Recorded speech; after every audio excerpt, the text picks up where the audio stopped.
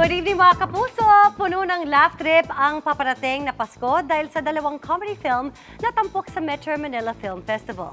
Isa na dyan ang Becky and Badette ng dalawang kapuso comedian.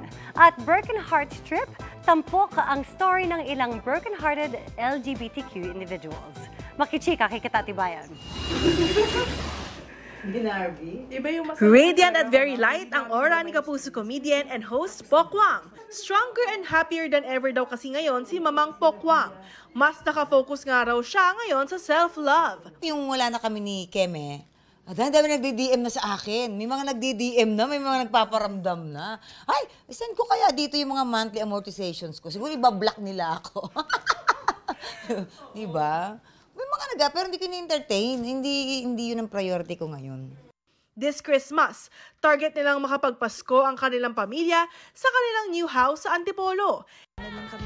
Excited na rin daw siya na mapanood ang fans sa Pasko ang pinagbibidahan niya at ng kaibigang si Eugene Domingo na Metro Manila Film Festival entry na Becky and Badette. Sobrang nakakatawa lang. Laugh trip lang yung pelikula. Wala lang.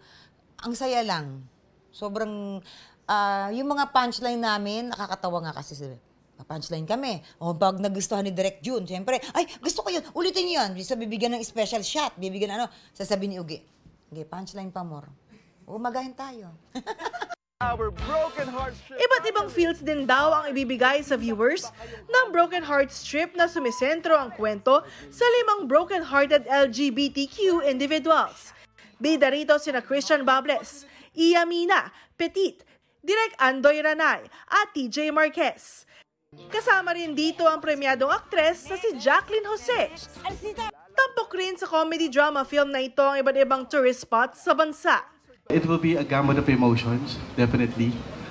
Ganun naman tayo pag nag-heal tayo, pag nasasaktan tayo, we go through the process. Pinakita ng mga characters na iba-iba ang proseso ng mga tao sa pagproseso ng pag-heal. Katatibayan, updated sa showbiz happenings.